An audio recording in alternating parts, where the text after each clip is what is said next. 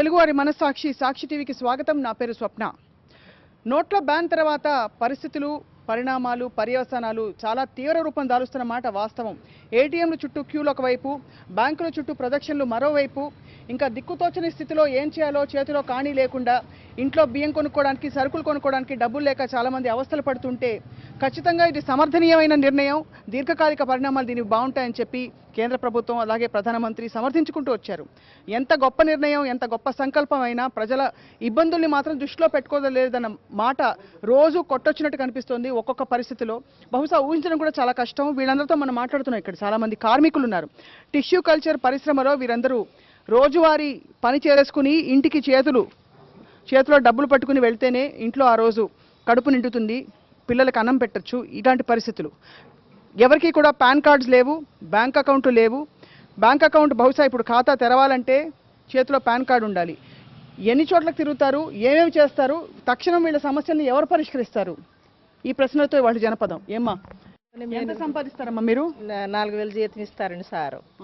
అవి సార్ కూడా జీతాలు ఇవ్వడానికి కూడా మరి ఏమి ఆయన దగ్గర కూడా ఏమీ లేవండి. మాకు అయితే మేము ఇప్పుడు రెక్కలోళ్ళమండి, మరి కష్టం చేసుకుని బతికేవాళ్ళం. చేస్తారమ్మా ఇక్కడ? ల్యాబ్ లో చేస్తామండి. ల్యాబ్ లో చేస్తారు. నెలకి 4000 చేస్తాం. ఇప్పుడు జీతం ముట్టిందా చేతికి? లేదండి సార్ కూడా మరి ఏమి ఇస్తారండి, మరి మారవ వద్దన్నామండి. మరి ఎలా ఇస్తారు? పాత నోట్లు ఇస్తామన్నారండి, మేము తీసుకోలేదండి. మాకు బ్యాంక్ అకౌంట్ గట్ట లేదండి, చదువు లేదు. ఒక రోజంతా బ్యాంక్ అని ఉంచోవాలండి, కష్టం చేసుకుని బతికే వాళ్ళం. ఏమో ఎక్కడికన్నా మార్చుకుంటే ఏదన్నా కావాలంటే అండి 500 నోటు ఉందనుకోండి, కొట్టుకాడికి వెళ్తుంటే 50 రూపాయలు తీసుకుని 450 రూపాయలు మొత్తం సామానం కొనుక్కోమంటున్నారు. 500 రూపాయలు సామానం కొనుక్కుని ఇంట్లో పెట్టుకుని మరి ఒకనాడే వండు తినేయలేం కదండి. మరి అలా చాలా ఇబ్బంది అవుతుందండి. ఏమ్మా మీ పేరేంటమ్మా? రావణమ్మ అండి. రావణమ్మ, ఏంటి మీ ఇంట్లో ఏంటి పరిస్థితి? కష్టంగా ఉందా? అలాగే ఇబ్బందిగా ఉండి మరి ఏం చేస్తామండి, పడాలి. మాకు అకౌంట్ ఉంది కానీ అన్ని ఇవ్వరు కదా, 2000 తప్ప 1000 రూపాయలు కానీ. జీతాలు ఎలా వస్తుంటే మామూలుగా రోజు చేతికి ఇంత ఇవ్వరండి, నెలకే ఇస్తారు. ఇప్పుడు జరిగి నవంబర్ 8, 9 తేదీలో జరిగింది కదా, తర్వాత మళ్ళీ జీతం చేతికి రావాల్సిన డేట్ ఇంకా రాలేదు. ఇప్పుడు 1 తారీఖు ఇప్పుడే రాబోతుంది. మగవాళ్ళ జీతంతో అలాగా గడుపుకుంటున్నాం. ఇప్పుడు జరుపుకుంటారు కానీ భయంగా ఉంది మీకు? మరి భయమేనండి. మరి పిల్లలు చదువుకుంటున్నారు, వాళ్ళ కాయలు డబ్బులు ఫీజు బస్సులో తీసుకుంటలేదంటండి. మీకు బ్యాంక్ అకౌంట్ ఉందండి? లేదండి. ఎప్పుడు తెరవాలనిపించలేదా? ఇంక లేదండి, తెరాలని అనిపించలేదు. అయితే ఇప్పుడు మగవాళ్ళు కూడా అట్టమే పనికి వెళ్ళా ఇప్పుడు 500 నోట్లు ఇస్తున్నారండి. ఆడు 100 తీసుకొని మళ్ళీ 400 ఇస్తున్నారు. ఇక ఎందుకని ఇక తెచ్చుకున్నాయి కూడా ఇదవడం ఎందుకని ఊరుకున్నారు. 2000 కాగితాలు తెచ్చినా సరుకులు తెచ్చుకోవడానికి 2000 కాగితానికి చిల్లరిస్తలేదండి. 2000 కాగితం ఉందా ఇంట్లో? ఇప్పుడు లేదండి. ఇప్పుడు మన తెచ్చాము, అది అలాగే ఉందండి, ఇక మార్చలేదండి, చేంజ్ ఇవ్వట్లేదండి. అది ఇప్పుడు ఎక్కడెక్కడ మీకు రోజు కష్టం అవుతుంది అంటే ఉదాహరణకి ఇప్పుడు పాల ప్యాకెట్లు, పాలు, సరుకులు, కిరాణాకి వెళ్తే 500 కాగితం తెచ్చుకెళ్తే 100 రూపాయలు వాళ్ళు ఉంచుకుంటున్నారండి. 400 సరుకులు తీసుకోమంటున్నారు. అంటే 400 వరకే ఇస్తున్నారు. 500 నోట్ ఇస్తే అంటే మార్పిడి ఉన్నంత వరకు ఇప్పుడు డిసెంబర్ 30 వరకు ఎలాగో అలా మార్చుకోవచ్చు కొన్ని చోట్ల అని చెప్పినప్పటికీ కూడా వీళ్ళు నష్టపోతున్నారు. ఎందుకంటే 500 రూపాయలు నోట్ ఇస్తే 400 వర్త్ ఆఫ్ సరుకులు మాత్రమే వస్తున్నాయి. అది కూడా చచ్చినట్టు అవసరం ఉన్నా లేకపోయినా అన్ని కొనుక్కుని వెళ్ళి ఇంట్లో పెట్టుకోవాలి. అది 500 రూపాయలు ప్రతిసారి ఖర్చు పెట్టారంటే ఇంకా ఇంట్లో 4000 రూపాయల జీతం ఉన్న ఇళ్లలో పరిస్థితి ఎలా ఉంటుందో ఊహించుకోవచ్చు. ఏమ్మా? నా పేరు సుశీల. 1000 రూపీస్కే చేంజ్ ఇవ్వట్లేదు. 2000 నోట్కి ఎక్కడ చేంజ్ ఇస్తారు? తెచ్చి 3 days అవుతుంది. బ్యాంకుల చుట్టేమో 3 days వరకు 2000 తెచ్చుకున్నా వెళ్ళి? తెచ్చుకున్నా. ఎలాగా అంటే నీకు ఎక్కడి నుంచి వచ్చే డబ్బులు? అంటే 2000 ఇప్పుడు శాలరీ అంతకు ముందుకి ఇచ్చేవి అలాగే పెట్టాం కదా, అవి ఇప్పుడు 500కి చెల్లదు అని చెప్పగానే మేము వెళ్ళి తెచ్చుకున్నాము.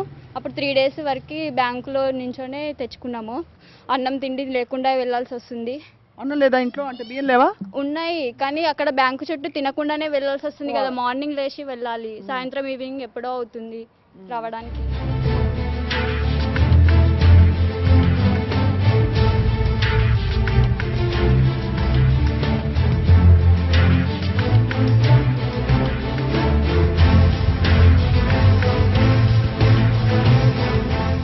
ఏమ్మా, సరుకులు లేని పరిస్థితులు ఎవరికైనా ఉన్నాయా ఇంట్లో? సరుకులు లేక కొనుక్కోలే పరిస్థితులు లేక ఎవరికి ఉన్నాయి చెప్పండి? డబ్బులు మారట్లేదు కదండి, మారట్ల వల్ల దానివల్ల కొనుక్కోకుండా ఉన్నాయి కూడా ఉన్నాయండి. మరి శాలరీ ఇవ్వలేదు మాకు. ఇంట్లో పిల్లలు ఉన్నారమ్మా? చిన్న పిల్లలే అండి, వాళ్ళకి ఫీజు కట్టాలి. పాల ప్యాకెట్లకి ఇబ్బంది అవుతుంది. పొద్దున్న తీసుకెళ్ళి 500 ఇస్తే పాల ప్యాకెట్లు ఎలా ఇస్తారు? ఎవరైనా కదండి. 500 పాల ప్యాకెట్ కొనుక్కోమంటారు. 500 పాల ప్యాకెట్ కొనుక్కోవాలి, చిల్లర ఇవ్వట్లేదు. ఫ్రిడ్జ్ ఉందా ఇంట్లో? అసలు అడుగుతున్నా. ఫ్రిడ్జ్ లేదండి. ఉపాయాలు వెతికే ప్రయత్నంలో ఉన్నా. బికాస్ అందరూ ఉపాయాలు వెతుక్కోవడం లేదు. అంతంటే ఇలా కూలి పనికి ఎందుకు వస్తామండి? మా ఆయన అడ్డమే పని చేస్తారండి, కూలి పనే చేస్తారు. మీ ఆయన కూలి పని చేస్తారా? కూలి పనే చేస్తారు. ఆయన ఏంటి రోజు డబ్బులు తీసుకొస్తారా ఇంటికి? రోజు పాత 500 ఇస్తున్నారు, మళ్ళీ షాపుల్లోకి వెళ్తే 100 రూపాయలు మినయించుకుని 400 ఇస్తున్నారండి. సో అది షాపుల్లో ఇలా మోసం చేస్తున్నారు టోకరా ఇచ్చి. ఏమ్మా ఉన్నోళ్ళంటే బాగానే బతుకుతున్నారు, లేని వాళ్ళు మేము ఎలా బతుకుతామండి? అది ఏమనిపిస్తుంది నిర్ణయం, మీకు నిర్ణయం విన్నాక? నిర్ణయం బాగాలేదండి, మా లాంటి వాళ్ళకి బాగాలేదండి. ఉన్నోళ్ళు బాగానే ఉంది, వాళ్ళు ఎప్పుడైనా మార్చుకుంటారు. ఇప్పుడు మాకు బ్యాంక్ అకౌంట్ లేదు ఇక్కడ, సో ఇబ్బంది పడుతున్నారు. చాలా ఇబ్బంది పడుతున్నాం. మరి ఏమ్మా మీరు ఎక్కడి నుంచి వచ్చారు చెప్పండి? ఎక్కడ నుంచి? ఇక్కడే ఉంటాం మేడం. ఏంటి మీ ఇంట్లో ఇబ్బందులు చెప్పండి, ఆర్థిక ఇబ్బందులు ఉన్నాయి. ఇబ్బందులు అంటే ఇంక ఇబ్బందులే కదా మేడం. ఇప్పుడు బ్యాంకులో లైన్ పొద్దున డ్యూటీకి వస్తుంటే సాయంత్రం వరకు వెళ్ళారా మీరు బ్యాంక్కి? లేదండి, పోలేదు. లైన్లు చూసే మాకు డ్యూటీ ఒక్కరోజు చేయకపోయినా కుదరదు కదా, అందుకని బ్యాంకు పోలేని పరిస్థితి, తెచ్చుకోలేని పరిస్థితి. ఒకవేళ 500 ఇచ్చినా ఎవరైతే ఇవ్వట్లేదు, చిల్లర ఇవ్వట్లేదు. ఏమైనా ఉంటే లంచ్ ఏడ తీసుకున్నా ఇంత తీసుకొని ఇంత తీసుకుంటాము, తీసుకుంటే సరుకులు మొత్తం తీసుకోరు, లేకపోతే మేము ఇష్టం అని చెప్తున్నారు. ఇంకా అలాంటి ఇంట్లో అయితే ఏమి లేవు, గడవట్లేదు ఇంట్లో. ఈ నిర్ణయాన్ని వింటే మీకు ఏమనిపిస్తుంది? అయితే అది ఏదో బ్లాక్ మనీ కోసం చేశారని. మామూలు వ్యక్తులు అయితే ఇబ్బంది పడుతున్నారు కదా, అందరికైతే బ్లాక్ మనీ అందరికీ ఉండదు, ఎవరికో ఉన్నోళ్ళకే ఉంటది. జరుగుతున్నప్పుడు సైనికులతో పాటు పౌరులు కూడా సైనికులు అయిపోవాలి, ఇబ్బంది పడాలని చెప్తున్నారు. మీరు ఎంతవరకు దాన్ని ఇబ్బంది అంటే ఎంతో కాలం లేని వాళ్ళు ఎంతకాలం ఇబ్బందులు పడాలి? నెలలు అయితే ఇబ్బందులు పడితే కష్టం కదా. స్కూల్ ఫీజు కట్టాలంటే పాత కట్టమని తీసుకోవట్లేదు. ఏమండి స్వామి ఇలా రండి. మీరు ఎక్కడ ఉంటారు, ఏం చేస్తుంటారు? ఇక్కడ బాగలిస్తాను ఉంటా అండి, వెల్డింగ్ షాప్లో పనిచేస్తాను.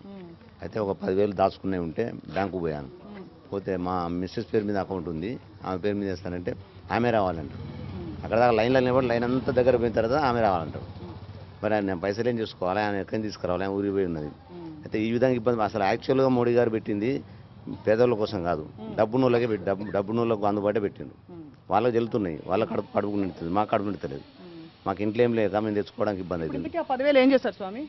ఇంట్లో పెట్టుకున్నానండి. ఇంట్లో పెట్టుకున్నాయి.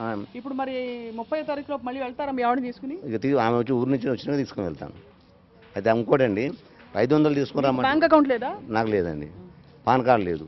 ఆమె కూడా పాన్ కార్డు లేదు. పాన్ కార్డు మాకు ఏం అవసరం అండి, మేము అమెరికా పోతామా, ఇక్కడ మాకు ఏమైనా అవసరం? మీరు మరి పాన్ కార్డు లేకుండానే బ్యాంక్ అకౌంట్ ఓపెన్ చేసుకున్నారు అంటే సేవింగ్ అకౌంట్ కదండి. సేవింగ్ అకౌంట్ ప్లస్ ఈ కోఆపరేటివ్ వాటిలో ఎప్పటికప్పుడే మేము తీసుకుని వేసుకోవాలి, 500 అట్లా వేసుకోవడం అంతే, మాకు వేరే ఎక్కువ రావు కదా. ఇవన్నీ మెడికల్ షాప్ పోతే 100 రూపాయల మందులు ఇవ్వమంటే 500 తీసుకోమంటారు. 500 రూపాయలు తెచ్చుకోవాలని. ఏం పని చేస్తారండి మీరు? మట్టి వర్క్ చేస్తాం. ఎంత వస్తుంది రోజుకి? 400, 450 ఇస్తారు. 500 ఏడికి తీసుకుపోయినా కూడా 100 రూపాయలు 200 ఖర్చు పెడితే కూడా ఇవ్వరు. రేషన్ షాప్కి పోతే 500 సరుకులు తీసుకుంటారు. 1 రూపాయి కిలో బియ్యం అన్ని కొంటే 100 రూపాయలు అయితే 500 తీసుకుంటేనే తీసుకుంటామంటారు.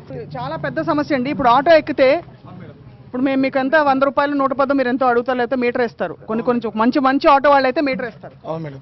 ఇప్పుడు మీకు డబ్బులు ఇవ్వడానికి చేతిలో డబ్బులు లేకపోతే మీరు కస్టమర్లని ఎలా ఎదుర్కొంటున్నారు? అంటే మీకు గిరాకీ తగ్గిపోయిందా, లేకపోతే వాళ్ళు ఇచ్చే 500 నోట్లే తీసుకుంటున్నారా, చిల్లర ఇస్తున్నారా? ఏడ తీసుకుంటున్నాం మేడం, ఎందుకంటే అది చేంజ్ లేవు.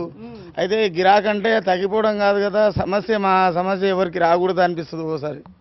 ఎందుకంటే ఇప్పుడు అప్పటిలాగా గిరాక్ లేదు మేడం. అయితే ఏంటంటే ఈ నోట్ల ఈ కరెన్సీ ఏమైనా ప్రాబ్లం అయిందో చాలా ప్రాబ్లంగా చెప్పడానికి పరిస్థితి అది అలాంటి పరిస్థితి. చెప్పండి, నవంబర్ 8 తర్వాత మీ జీవితం ఎలా మారింది చెప్పండి. ఏం మారింది మేడం? అయ్యో గంగాపాలెం ఇంటికాడ పోతే చీపురు కూడా కొట్టునికి వస్తారు ఆడళ్ళు. రోడ్ల మీద దందా చేయడానికి పోతురా, లేదా తిరగడానికి పోతురా అని. అంటే పైసలు తీసుకురావట్లే ఇంటికి అండి. తీసుకురావట్లే అంటే మేడం రోజంతా పనిచేసి 400-500 వస్తాయి. అదంటే గిరాకీ లేకపోతే ఏం తీస్తాం మేడం? లేదా అసలు పడిపోయిందా? అసలు మొత్తం పడిపోయింది మేడం. నడిచి వెళ్తున్నారా అయితే? ఇప్పుడు నడిచి కాదు, బస్సులలోకి వెళ్తారు, అక్కడికి వెళ్తారు. ఎందుకంటే చాలా మంది నడిచి కూడా పోతారు. అంత ప్రాబ్లం, చాలా ప్రాబ్లం. మీరు ఉండండి, మీ సమస్య గురించి మాట్లాడదాం. చూస్తున్నాం అంటే ఇవన్నీ ఒక్కొక్కటి ఒక్కో రకమైన సమస్య. వేటికి కూడా పరిష్కారాలు, లేకపోతే ఈ సమస్యల్ని ఊహించుకోకుండా ఒక పెద్ద నిర్ణయం వెలువడింది. దేశవ్యాప్తంగా కుదిపేసే నిర్ణయం, బహుశా ప్రపంచవ్యాప్తంగా కనివిని ఎరుగు నిర్ణయం ఇలాంటి నిర్ణయం. దీని ముందు పరిణామాలు ఎలా ఉన్నా కూడా ఇప్పటి ఈ సమస్యలు తీర్చేది. నల్లధన నిర్మూలన ధ్యేయంగా 500-1000 రూపాయల బ్యాన్ తర్వాత జరుగుతున్న పరిణామాలు మనం చూస్తూనే ఉన్నాం. రోజు ఏదో విధంగా సామాన్య ప్రజలు విపరీతంగా ఇబ్బందులు పడుతున్నమాట వాస్తవం.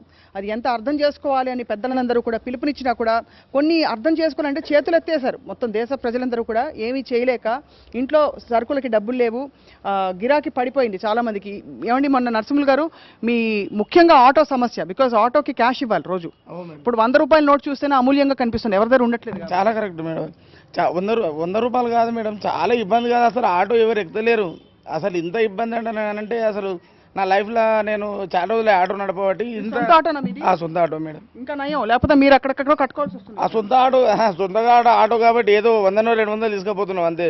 రోజు 400-500 తీసుకుపోతున్నాం. అది కూడా ఆ పరిస్థితి లేక 200 ఇంట్లోకి తీసుకపోతే ఎట్లా అవుతుందంటే చాలా ఘోరం కాదు కదా. అసలు మీరు ఆ బండి బంద్ చేసేయండి, ఏమన్నా కంపెనీలో పోండి, నెలకు 5,000-6,000 జీతం మంచిగా వస్తుంది. ఈ పొద్దుసానం బండి ఎందుకు నడపాలని ఆడపిల్లలు అయితే ఇంత విమర్శిస్తారు మేడం. అంటే మా ఇంట్లో అయితే కొట్టనీకని వస్తారు చీపురు కట్ట చూడు. ఆ బాధలు ఎవరు చెప్తాం మేడం? మీడియా ఉంది కాబట్టి వాస్తవం చెప్తున్నా, కానీ అది చెప్పే పరిస్థితి కాదు. అంటే మీరు ఇక్కడ టిష్యూ కల్చర్ పరిశ్రమలు చాలా ఉన్నాయి ఇక్కడ పనిచేస్తున్న మహిళలకి చాలా మందికి చేతిలో డబ్బులు లేవు. సేమ్ పెద్ద నోట్ల ప్రాబ్లం. ఉన్న 2,000 రూపాయల నోటు ఉంటే కూడా చిల్లర ఇవ్వట్లేదు.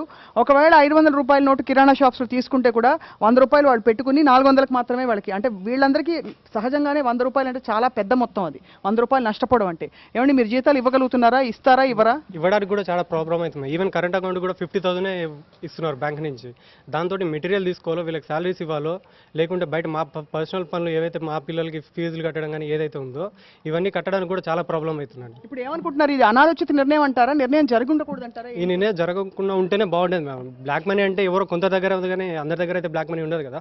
ఇప్పుడు గగ్గోలు పడుతున్న వాళ్ళందరూ కూడా ముందుకు రావాలి, మీరు సైనికుల్లో పోరాడాలి, దేశంలో త్యాగం చేయాలని చెప్పి అంటున్న వాళ్ళు కూడా ఉన్నారు. Definitely ma'am, definitely. ఇప్పుడు పెద్దవాళ్ళు అంటే వాళ్ళు పోరాడితే అది ఒక రీజన్ ఉంటుంది, కానీ మేబీ వీళ్ళందరూ డైలీ వర్క్ సాలరీస్ కోసం వర్క్ చేస్తారు.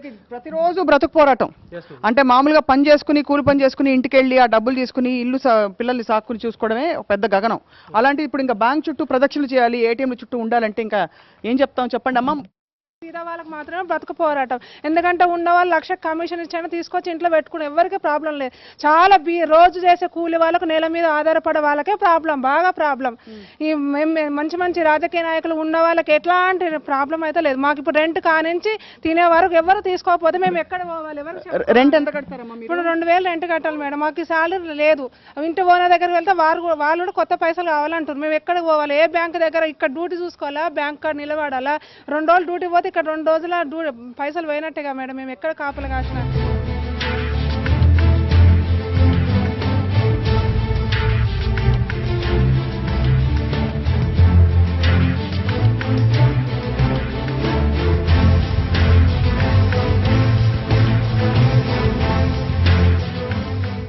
మీరు చెప్పండి. మాది కూడా అంతే పరిస్థితి. ఇప్పుడు రెంట్ కట్టాలా, 3,000 రెంట్ కట్టాలంటే 3,000 2,000 వేరే లోటు తీసుకొని మళ్ళీ 100 చిల్లర ఇవ్వాలంటే ఇవ్వలేము. ఎవరు ఎక్కిన కస్టమర్లు ఎవరు కూడా డబ్బులు ఇవ్వట్లేదు. అందరము అకౌంట్లో వేస్తామంటే ఎక్కడ ఏ అకౌంట్ పోయినా ఇక్కడ నుంచి అక్కడ వరకు క్యూ ఉంది. ఎక్కడ నిలబడి ఆయాసం కూడా. మా బాబు బర్త్డే ఈరోజు బట్టలు కూడా తెచ్చుకోలేదు మేము డబ్బులు లేక. బర్త్డేలు పెళ్లిళ్ళ గురించి మాట్లాడితే ఏమంటున్నారంటే అసలు పెళ్లిళ్ళు కాస్త త్యాగం చేసుకోండి, రిజిస్టర్ మ్యారేజ్ చేసుకోండి అని చెప్పి ఎవరి ఆనందం, ఎవరి ఆనందాలు, ఎవరి పండగలు పబ్బాలు వాళ్ళ ఇంట్లో ఉంటాయి. అది చెప్పే హక్కు ఎవరికైనా ఉంటుందా? చెప్పలేము మేడం. మేము సైనికులు లెక్క మేము కూడా పోరాడదాం, కానీ సైనిక గవర్నమెంట్ సైనికులకు ఏదో విధంగా ఫుడ్ పెడుతుంది. మరి మాకు ఎవరు ఫుడ్ పెట్టేవాళ్ళు, మేము పోరాడడం.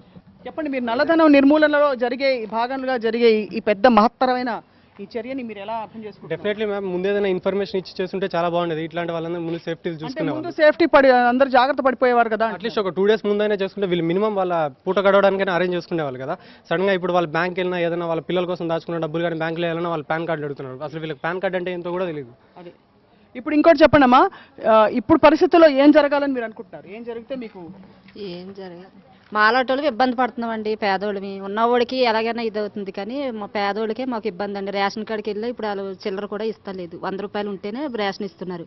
500 నోట్లు ఇచ్చుకెళ్ళి తీసుకోమంటున్నారు. రేషన్ కూడా దొరకలేదండి.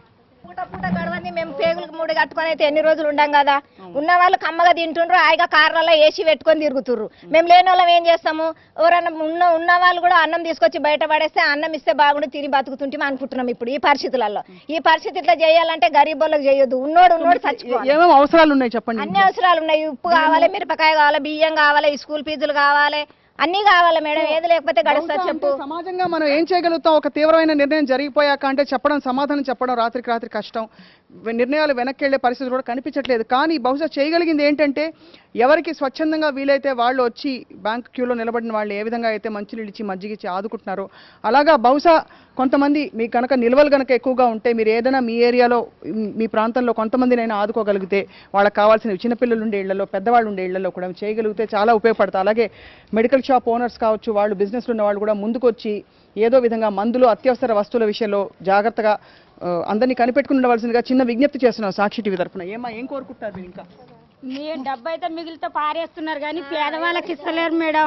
పేదవాళ్ళకి ఇచ్చిన కానీ పోనీ 2 బండలు పోయినా పర్లేదు, 100 ఉన్నా మా పొట్ట నడుస్తుందని ఎంతో బేదగా పడుతున్నాం కానీ ఇచ్చడం లేదు. కాలబెడుతున్నారు కానీ ఇచ్చడం లేదు. 1000, 500 నోట్లు, 1000 రూపాయల నోట్లు అన్ని బారేస్తారు కానీ ఎవరు ఇస్తలేరు.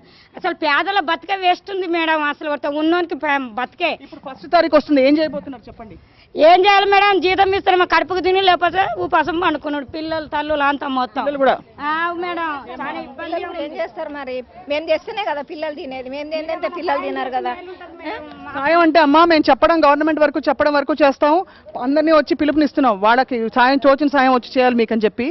ఎవరి దగ్గర అయితే అంటే ఎవరు ఎంత తీవ్రంగా ఇబ్బంది పడని వాళ్ళు ఎవరైతే ఉన్నారో దయచేసి వచ్చి మీ ఏ పద్ధతిలో వీళ్ళందరినీ కొంచెం మీరు కొంతకాలం పాటు ఆదుకోవచ్చు ఆలోచించండి ఒక్కసారి. బహుశా ఇదే సమయం మనలోని నిజంగా మంచితనం కావచ్చు, మానవత్వం కావచ్చు నిరూపించుకోవడానికి. ఏమనుకుంటున్నారు మీరు?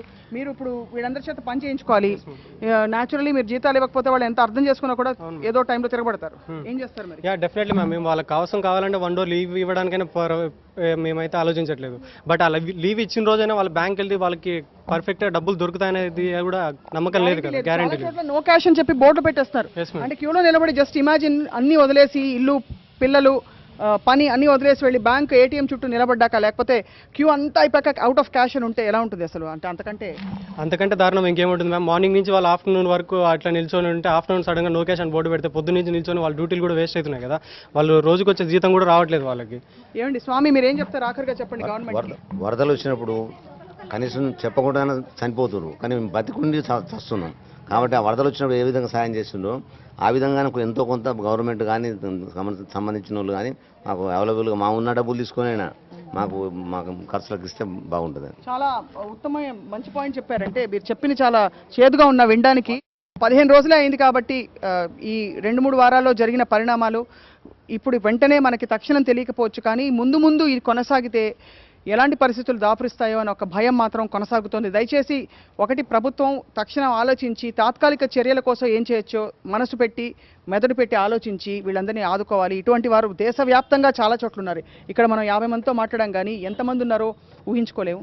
అంతేకాకుండా మంచితనం ఉన్న వాళ్ళందరూ కూడా ముందుకొచ్చి మీ ఇంట్లో కనుక సరుకుల నిల్వలు కానీ ఏ విధంగా మీరు సహాయపడగలిగితే ఆ విధంగా మీరు ముందుకొచ్చి స్వచ్ఛందంగా వీళ్ళందరినీ ఆదుకోవాలని చెప్పి కోరుకుంటున్నాం. ఇది వాళ్ళ జనపదం. సాక్షి టీవీలో ప్రజల సమస్యల కోసం కల్పించిన వేదిక. ఈ వేదిక ఇలాగే కొనసాగుతుంది.